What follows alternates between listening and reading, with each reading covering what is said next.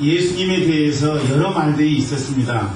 사람들이 예수님에 대한 말을 가지고 수군거렸던 겁니다. 그러니까 12절에서 이제 예수님께서 그 수군거림에 대한 이야기들을 이렇게 묘사하고 있죠. 우리 같이 한번 읽어보겠습니다. 시작. 예수께 대하여 우리 중에서 수군거림이 많아 혹은 좋은 사람이라 하며 혹은 아니라 우리를 미혹하게 한다 하나. 사람들은요, 말하기를 굉장히 좋아합니다. 좋은 말보다는 나쁜 말을 더 좋아하지요. 어떤 사람에 대해서 좋은 말을 하면은 마음속에 카타르시스가 없어요. 그죠? 그런데 나쁜 말을 하면은요, 시원하지요. 그런데 내가 할 수 없는 말을 다른 사람이 해주면 그때는 더 좋은 거예요. 예?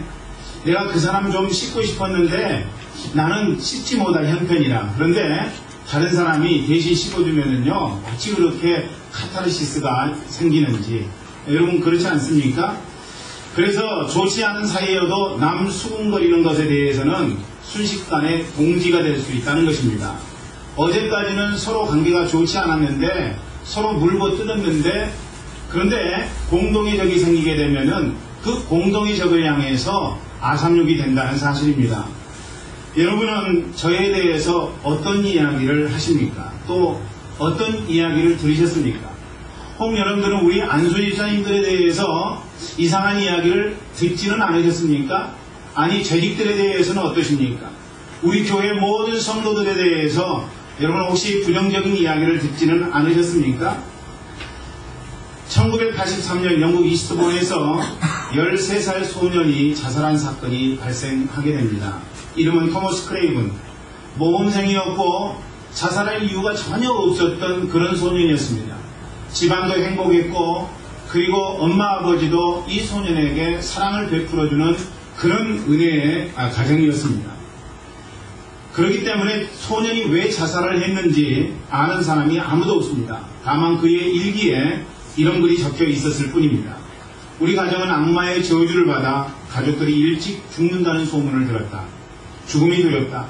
어차피 죽을 운명이라면 어머니 곁에서 죽는 편이 낫다. 여러분, 소년을 죽인 범인은요, 악의에 찬 헛소문이었던 것입니다. 근거 없는 헛소문. 그건 이 가정의 적개심을 품은 한 노인이 퍼뜨린 유언 비어에서 시작된 것입니다. 여러분, 그래서 살인은 한 사람을 죽이지만은요, 험담은 세 사람을 죽인다는 거예요. 어떤 사람을 죽입니까? 험담하는 그 사람을 죽이는 거고요. 험담의 대상자를 죽이는 것이고, 그리고 그 험담을 듣는 사람을 죽인다는 것입니다. 그래서 모두 다 피해를 주는 것이죠. 마태복음 16장에 보면은 예수님께서 사람들이 나를 누구라고 이야기하는지 제자들에게 묻는 장면이 기록되어 있습니다. 예수님이 제자들에게서 13절에 보니까 사람들이 나를 어떻게 생각하느냐 이런 질문을 하시게 됩니다. 그래서 14절에 보니까 제자들이 답변하는 내용이 나오는데, 여러분 마태복음 16장 14절 말씀 같이 읽어보죠. 시작. 이르되 더러는 침례 요한, 더러는 엘리야, 어떤 이는 예레미야나 선지자 중에 하나라 하나이다. 15절에 이어진 질문, 그것은 예수님께서 제자들에게 그렇다면 너희는 나를 누구라고 생각하느냐 하는 질문이었습니다. 베드로가 16절에서 이런 대답을 하게 되죠. 주는 그리스도시요 살아계신 하나님의 아들입니다. 할렐루야. 여러분, 이것은 정답이에요. 그래서 우리 주님께서 베드로에게 하신 말씀이 뭐예요? 바요나 시몬아, 이 사실을 알게 하니는 네가 아니라 성령이다. 이렇게 말씀하시게 되죠. 예수님이 어떤 분이신가, 예수님의 사역은 무엇인가를 100% 정확하게 알아맞춘 그런 대답이었습니다. 이걸 예수님을 어떻게 보느냐에 따라서 여러분 예수님을 달리 볼 수 있다는 사실을 우리에게 이야기해 주는 것이죠. 시중에 나와 있는 예수님에 대한 책들을 한번 보세요. 복음적인 책들도 있습니다만은 그렇지 못한 책들도 얼마든지 있을 수 있다는 것입니다. 예수님을 어떻게 묘사하는가, 그 책 제목을 보면은 우리는 충분히 알 수 있게 되는 것이죠. 여러분, 경영자 예수라는 책을 혹시 보셨습니까? 그 책은 책 제목에서 경영 마인드를 갖고 이 땅을 살아가는 많은 사람들에게 마음에 감동을 줄 수 있도록 만들어진 책 제목이라고요. 여러분, 언제 예수님께서 경영자로서 인생을 사셨습니까? 또 어떤 책을 보면은요, 정치인 예수에 대해서 묘사한 내용들이 나옵니다. 예수님을 정치인으로 보았다는 것입니다. 그래서 이 땅을 살아가는 많은 정치적인 시비에 엇갈린 사람들에게 어떤 해답을 주기 위해서 정치적인 예수에 대해서 언급한 것인데, 여러분, 우리 주님께서는 한 번도 정치적으로 자기의 사역을 감당해 보신 적이 없다고 하는 것입니다. 또 어떤 책은 해방자 예수에 대해서 이야기하고 있죠. 급진적인 진보신앙에 대해서 이야기하고 있는 것입니다. 여러분, 급진적인 진보신앙에 영향을 받은 사람들은 예수님을 해방자로 보는 거예요. 그래서 억눌리고 소외된 사람들을 해방하시기 위해서 이 땅에 오셨다. 또 그렇게 생각하다 보니까 우리 한국 민족에게 걸맞는 예수에 대해서 이야기하려고 노력했다는 것이죠. 그런 증거가 어떤 것들입니까? 보포를 입고 갓을 쓰고 그리고 집신을 신고 있는 예수님을 그림으로 그렸다는 거죠. 뿐만 아니라 만찬을 할 때 포도주와 빵으로 하지 아니하고 백설기 떡과 막걸리로 하는 그런 교회도 분명히 존재한다는 것입니다. 예수님을 어떻게 보느냐에 따라서 예수님을 해석하는 내용도 달라질 수 있다는 것입니다. 또 예수와 이데올로기라고 하는 측면에서 예수님은 이데올로기를 주장한 것으로 이렇게 보는 책들도 얼마든지 있을 수 있다는 것입니다. 예수님을 왜곡된 시각으로 봐도 일부분은 맞아요. 여러분이 예수님께서 이 땅에 오신 목적은요, 가난하고 억눌린 사람들을 해방하시기 위해서 오셨습니다. 그렇지만 그것은 일부분이에요. 일부분만 맞는 것이지, 그렇다면 이 땅에 사는 부자들은 예수 믿을 수 없다는 말이 되는 것입니까? 아니지요. 이 세상에 있는 모든 사람을 위해서 다 우리 주님께서 구원의 은총을 베푸시기 위해서 오셨다고 하는 것입니다. 그렇기 때문에 예수님에 대해서 약간의 내용이 맞는 것, 그것이 여러분 예수님에 대해서 전체적으로 맞게 하는 것은 아니라고 하는 것입니다. 어찌 보면은 예수님에 대해서 조금 맞는 것, 그것을 자기의 시각으로 이렇게 표현하려고 할 때 예수님을 완전히 잘못 말하게 되는 우를 범할 수 있다는 것입니다. 즉 예수님을 편향적인 시각으로 보면은요, 그것은 지극히 잘못된 것이 되어버리고 만다는 거예요. 조금 잘못한 것이 아니라 완전히 잘못한 것이 되고 만다는 것입니다. 예수님은요, 당신이 사람들 앞에 왜곡되는 것을 바로 잡아주기를 원하셨습니다. 그래서 오늘 예수님은 그리스도인의 진실규명법에 대해서 말씀해 주시는 거죠. 오늘의 말씀을 통해서는 우리 성도들이 진실만을 말하고 진실을 분별할 수 있기를 간절히 소망합니다. 진실만을 말하고 진실만을 지키며 진실만을 행하는 그런 양후스와 같은 모습으로 우리 성도들이 응답하기를 저는 소망합니다. 그 방법이 무엇일까요? 어떻게 하면 우리가 진실을 말할 수 있고 그리고 거짓을 분별할 수 있을 것인가? 첫째는요, 말이 어디서부터 나왔는가를 보라는 거예요. 오늘 말씀 16절 말씀 보면 그것을 이야기하고 있죠. 16절 말씀 한번 같이 읽어봅니다. 시작. 예수께서 대답하여 가라사대 내 교훈은 내 것이 아니요 나를 보내신 이의 것이니라. 할렐루야. 여러분, 주님께서 말씀하시기를 내 교훈은 내 것이 아니요 나를 보내신 이의 것이다. 이 말씀을 통해서 우리가 알 수 있는 것은 뭐예요? 말의 출처가 나에게서 나오는 것과 하나님에게서 나오는 것이 있을 수 있다는 것을 우리 주님이 말씀해 주시고 계시다는 것입니다. 먼저 말에는요, 내 것의 말이 있어요. 내 것의 말이 있다는 것입니다. 예수님께서 내 교훈은 내 것이 아니요 라고 하셨는데 그것은 무엇을 의미하는 것입니까? 예수님이 지금 말씀하시는 것은 자기 자의에 의해서 말한 것이 아니라고 하는 것을 우리에게 이야기해 주고 있는 것이죠. 자기 자의에 의해서 이야기하는 것들은 어떤 것들입니까? 자기의 이익을 이용하는 것, 그것이 여러분 자기 자의로 말하는 것이다. 우리는 생각할 수 있을 것입니다. 자기의 이익을 대변하는 거죠. 또 여러분, 자기 말은 어떤 것이냐면 자신을 변호하기 위한 말이 자기 말일 것입니다. 뿐만 아니라 자기의 처한 상황을 유리하게 이끌기 위해서 하는 말, 그것이 자기 말이라고 할 수 있을 것입니다. 그러니까 내 말을 하는 것은 무엇이냐면은 나에게 이익이 되고 나를 변호하는 것이고 그리고 나를 유리하게 함에 목적이 있는 말, 그것이 바로 자기 말이라고 하는 것입니다. 반면에 말에는요, 하나님의 말이 있어요. 내 말만 있는 것이 아니라 하나님의 말이 있다는 것입니다. 예수님은 자기가 하는 교훈이 하나님 것이라고 그렇게 우리에게 말씀해 주셨습니다. 하나님 것이라고 할 때는요, 세 가지 측면에서 우리가 하나님 것을 생각해 보아야 된다는 것입니다. 첫째는요, 여러분 성경의 말씀을 하는 것, 그것이 하나님의 말씀인 것입니다. 하나님의 말이죠. 내 말이 아니라 하나님 것이라고 하는 것입니다. 여러분, 성경에서 이야기하고 있는 말씀을 우리가 선포할 수 있다면 그건 하나님 말씀인 거예요. 여러분, 하나님의 말씀은 살았고 원동력이 있다고 말씀하셨는데 그 하나님의 말씀 앞에 우리가 응답하고 그 하나님의 말을 할 수 있다면요, 그것은 지극히 하나님의 말이고 하나님 것이라고 할 수 있는 것입니다. 두 번째, 하나님 것이라고 하는 것은요, 사명적인 것을 이야기하고 있는 것입니다. 여러분, 우리가 하나님의 부르심에 합당하게 응답한 사명이 있다고 하는 것입니다.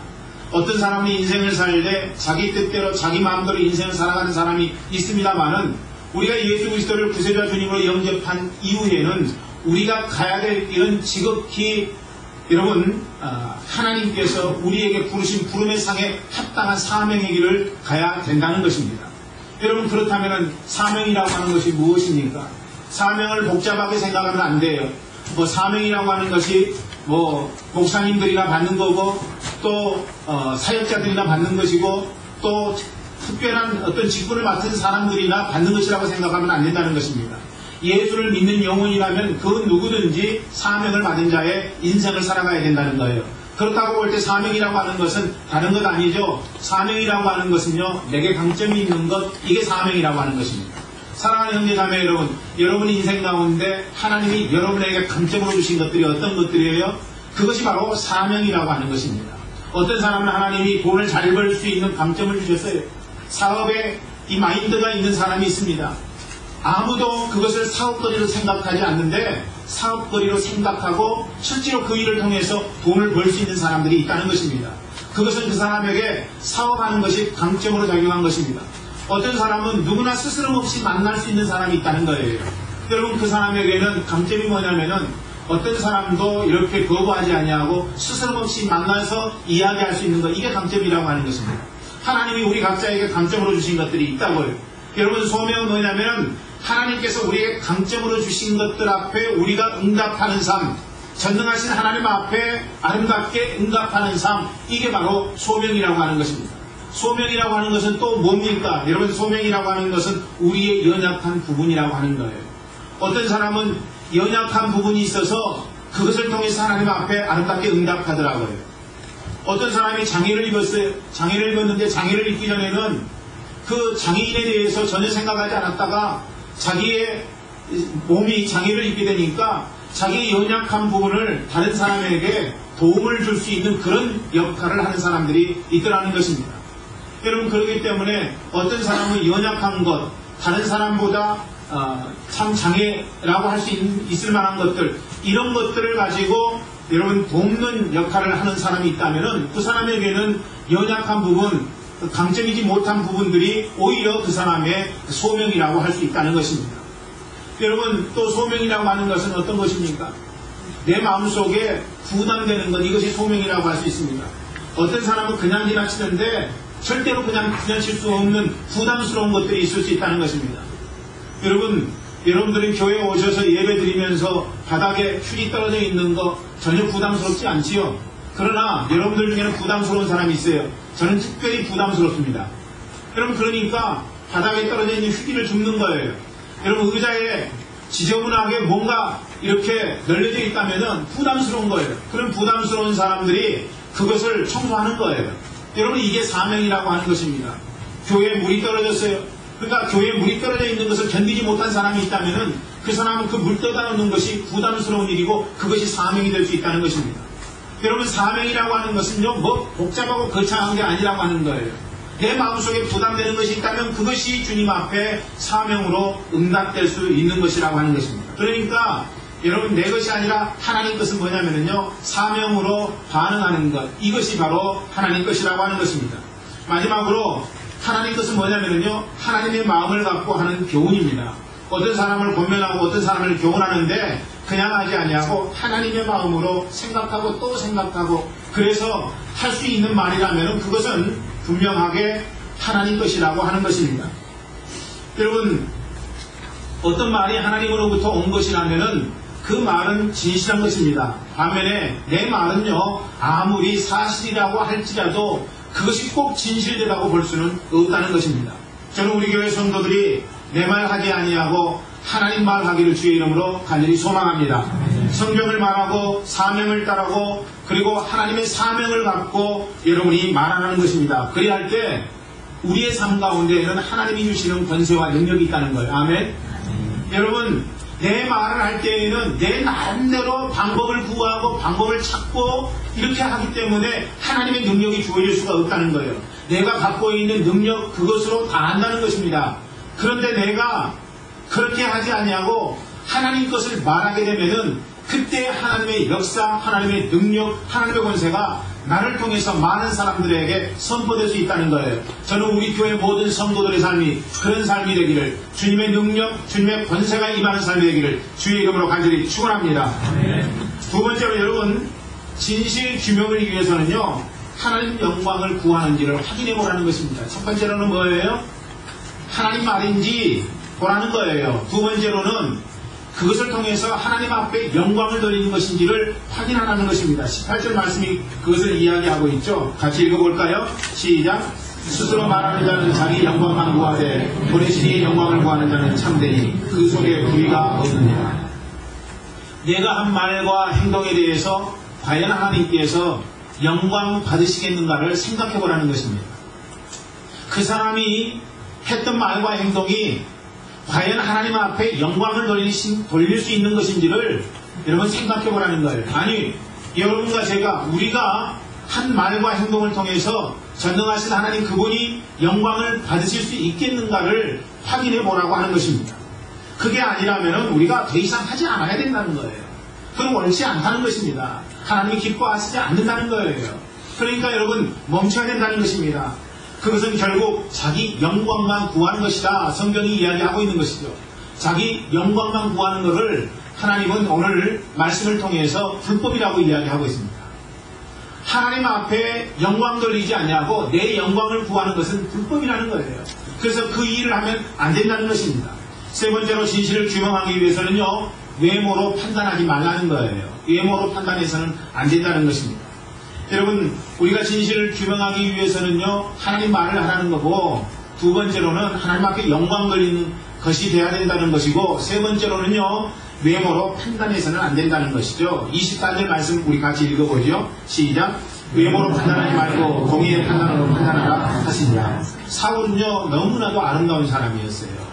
사울은 정말 아름다운 사람이었습니다. 왕으로 사무엘에게 기름 부음을 받기 이전에 그렇게 아름다운 사람이었어요. 인격도 괜찮은 사람이었어요. 악한 영이 그의 머릿속에 들어가기 이전에는요, 사울도 인격이 괜찮은 사람이었어요. 여러분, 성경의 말씀을 보니까 인격도 괜찮았고 아버지를 공경할 줄 알았던 사람이었는데 인물까지 훌륭한 사람이었다고 성경은 그렇게 이야기하고 있습니다.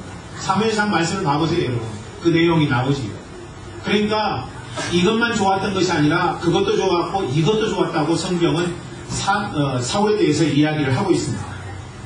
그러니까 겉모양 스스로도 자체도 얼마나 사람들에게 흠모할 만한 것이었는지, 여러분, 우리가 성경을 보면은 사울에 대해서 이야기하는 부분이 그렇게 이야기하고 있다는 것이죠.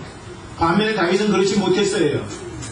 여러분, 다윗은 어느 정도였느냐면은 가족들에게 호감을 줄 수 없는 사람이었다는 것입니다. 심지어는 다윗은 아버지에게조차도 호감을 줄 수 없는 그런 자였다는 거예요. 별 볼 일 없는 자로서 인생을 살았다는 것입니다. 적어도 다윗이 골리앗하고 맞닥뜨려서 싸움하기 이전까지만 해도 다윗은 그렇게 사람들 틈바구니에서 그렇고 그런 사람으로 인식될 수밖에 없었다는 것입니다. 그런데 중심을 보시는 하나님 앞에 다윗이 픽업된 거죠.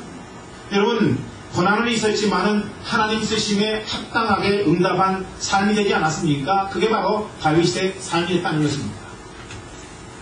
하나님께서 중심을 보시는 분이셨기 때문에 다윗의 마음 심령 속에 무엇을 생각하고 있고 어떤 마음이 있는지를 다 아셨어요. 그래서 하나님께서 내 마음에 합한 사람이라고 다윗을 선택했던 것 아니겠습니까? 우리가 외모로 사람을 판단하면요, 진실이 통하기가 어렵습니다. 그 사람의 중심을 봐야 돼요. 그 사람의 중심을 보지 아니하면은 우리는 중요한 부분을 놓칠 수 있다는 것입니다. 그러면 어떻게 중심을 볼 수 있습니까? 10길 물속은 알아도 한 길 사람의 마음은 알 수 없다고 하는데 사람의 마음을 어떻게 우리가 알 수 있느냐는 거죠. 이때 필요한 것이 뭐냐면 오늘 본문의 말씀 보니까 공의의 판단이라고 이야기하고 있습니다. 공의로 판단하라고 하는 거예요. 그렇다면 공의로 판단하는 것은 무엇입니까? 무엇을 의미하는 것일까요? 저는 그것을 다른 말을 하지 아니하고 쉽게 영성이라고 여러분에게 말씀드리기를 원합니다. 공의의 판단은 뭐예요? 영성입니다. 그러니까 우리가 사람의 마음 중심을 보려면은 뭐가 있어야 돼요? 영성이 있어야 된다는 거예요. 영성이 없으면은요, 사람 마음 중심을 알 수 없다는 거예요. 그렇다면은 영성은 무엇일까요? 무엇을 영성이라고 이야기할까요? 영성이라고 하는 것, 그것을 여러분에게 답변한다면요, 어떤 상황, 어떤 순간에도 하나님 마음을 잃지 않는 것, 이거 저는 영성이라고 생각을 합니다. 하나님 마음을 잃지 않는 거예요. 자녀가 갑자기 죽음을 당한다고 할지라도 그 상황 속에서 하나님 마음을 잃지 않는 것. 할렐루야. 이게 우리의 마음 심령 속에 있어야 된다는 것이죠. 여러분 사업에 실패해도 극단적인 선택을 하지 아니하고 하나님이 지금 이 상황에서 나에게 이런 시련과 고통을 주는 것은 무엇 때문일까 생각하고 또 생각할 수 있다면 그 사람은 영성이 있는 사람이라고 하는 거예요. 내가 원치 않는 일을 당할 때 내 인생은 왜 이렇게 힘들고 괴로울까 이렇게 생각하지 아니하고 하나님의 마음을 잃지 아니하면서 하나님이 왜 이런 상황을 허락하실까 이것을 생각할 수 있다면 그 사람은 진짜 영성이 있는 사람이라고 하는 것입니다. 여러분 하나님 마음은 뭐예요? 하나님 마음은 사랑입니다. 하나님 마음은요 거룩함이고 하나님 마음은 자비와 긍휼입니다. 하나님 마음은요 성실함이고요 하나님 마음은 감사예요. 그리고 한편입니다. 그러니까 여러분 하나님의 마음을 잃지 않는 사람은요 이런 것들로 자기의 마음이 주장되게 만든다는 거예요. 순식간에 내 마음을 사로잡는 감정적인 것에 의해서 응답하지 않더라는 것입니다. 그러니까 하나님의 마음을 갖고 있는 사람, 즉 영성이 있는 사람은요 극단적인 선택을 하지 않아요. 하나님이 내게 뭐라고 말씀하셨는가? 하나님이 나에게 원하시면 선하시고 기뻐하시고 온전하신 뜻은 무엇인가 생각하고 또 생각해보는 거예요. 하나님의 마음을 잃지 아니하고 하나님의 방법으로 하나님의 생각으로 어떤 일을 결정하고 그리고 행동하게 되니까 그런 인생은요 주님 안에서 행복한 삶을 살 수밖에 없다는 것입니다. 여러분들이 그런 마음을 갖고 여러분들의 마음 심령을 주장하도록 만들어야 된다는 것이죠. 그렇지 않으면요 우리는 공의의 판단을 할 수 없다는 것입니다. 시골교회 어느 집사님이 읍내가면서 주막에 들렸습니다. 목이 칼칼한 판에 아는 사람도 없고 해서 막걸리를 몇 사발 마셨습니다.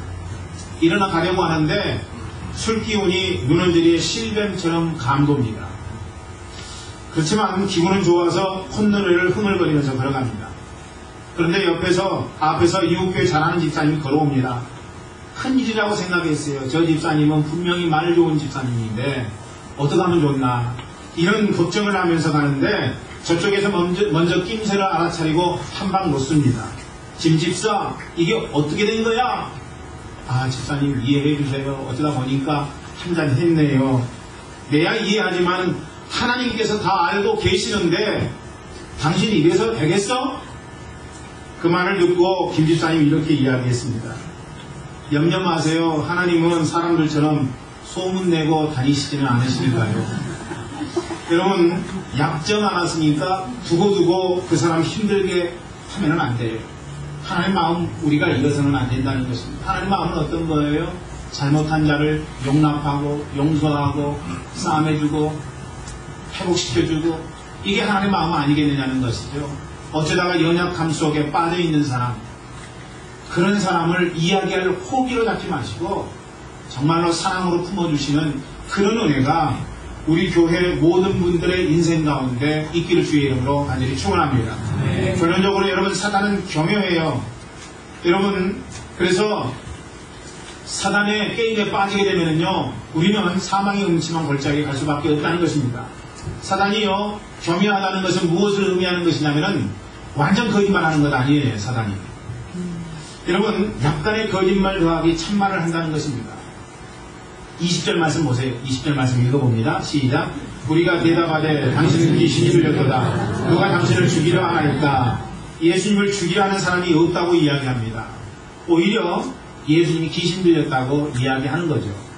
조금의 거짓말을 통해서 여러분 진리가 완전 다르게 만든다는 거예요. 이게 사탄의 특성입니다. 완전히 거짓말 해버리면은요, 사탄의 게임에 빠질 사람이 전혀 없는 거죠. 그렇지 않습니까? 이단도 다를 이 끝단지 아니겠습니까? 끝만 조금 다른 거예요. 대부분은 다 같아요.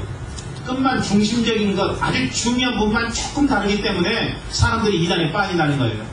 보니까 별거 없구만, 이단 아니구만, 이렇게 생각한다는 것입니다. 그런데 조금 다른 것이 완전히 다르게 만든다는 사실을 여러분이 아셔야 되는 것입니다. 그래서 이제 우리가 여러분 조금 다른 것, 조금 거짓말한 것, 그것이 배후에 사탄이 있다는 사실을 우리가 알아야 된다는 거예요. 사람이 속는 것은 이 때문인데 진실을 보지 못하는 이유는요, 사탄이 완전히 거짓말을 하지 않기 때문이라고 하는 것입니다. 저는 우리 교회 모든 분들이 진실의 왜곡 배후에 사탄이 존재하고 있다는 사실을 성령의 밝게 하심을 따라서 분별할 수 있기를 간절히 축원합니다. 1923년 9월 1일 도쿄를 뒤흔든 대지진과 그에 동반된 큰 불이 일어나게 됩니다. 그때 일본 군국주의자들은 그 사건을 이렇게 호도했어요. 조선인들이 폭동을 일으키고 일본인들을 몰살시키려고 하고 있다. 그래서 운물에다가 독을 풀었다. 그 악성 소문으로 인해서 여러분 6,000명의 조선인이 학살을 당하게 됩니다. 수군거림을 통해서 오는 악성 루머는요, 보이지 않는 곳에서 유령처럼 떠돈다는 거예요. 그리고 그 배후에서 사람들의 혀를 휘두르게 만듭니다. 칼보다 더 무서운 것이죠. 총보다 더 무서운 것이라고 하는 것입니다. 여러분, 오늘의 말씀을 다 전했어요. 오늘의 말씀은 무엇을 여러분들에게 말씀했습니까? 무엇을 주문했습니까? 사단을 통해서 우리에게 다가오는 거짓을 어떻게 분별해야 될 것인가 하는 것입니다. 어떻게 하라고요? 첫 번째, 말이 어디서부터 나왔는가 보라는 거예요. 그 사람의 말인가 아니면 하나님의 말인가? 하나님의 말이 아니라면은 거짓될 수도 있다는 사실을 우리가 항상 생각해야 된다는 것입니다. 저 사람이 진실한 사람이라면은 하나님의 말을 할 것이라고 하는 것. 나 또한 내가 하나님 앞에 성실하고 진실한 사람이라면은 내 말을 하지 않냐고 누구 말을 하기를 원한다는 거예요? 하나님 말을 하기를 원한다는 것입니다. 두 번째로, 과연 하나님의 영광을 구하고 있는가? 내가 지금 이야기하고 행동하는 것은 나를 통해서 하나님 영광이 선포되고 드러나기를 원하고 있는가? 아니면은 내 영광이 드러나기를 원하고 있는가? 여러분, 그것을 우리가 확인해야 된다는 것입니다. 마지막 세 번째로, 외모로 우리는 판단하고 있지는 않는가? 중심을 봐야 되는데 사람의 마음은 우리가 쉽게 알 수 없다는 거예요. 그래서 필요한 것이 공의의 판단이고, 그 공의의 판단을 다른 말로 하면은 영성인데, 영성이라고 하는 것은 우리가 어떤 상황, 어떤 순간에도 하나님의 마음을 잃지 않는 것이라고 여러분에게 말씀드렸습니다. 이 세 가지를 명심하셔야 된다는 것이죠. 저는 우리 교회 모든 분들이 참된 말을 하고, 그리고 말을 분별할 수 있는, 거짓을 분별하고 참말을 분별할 수 있는 지혜를 더하기를 주의 이름으로 간절히 축원합니다.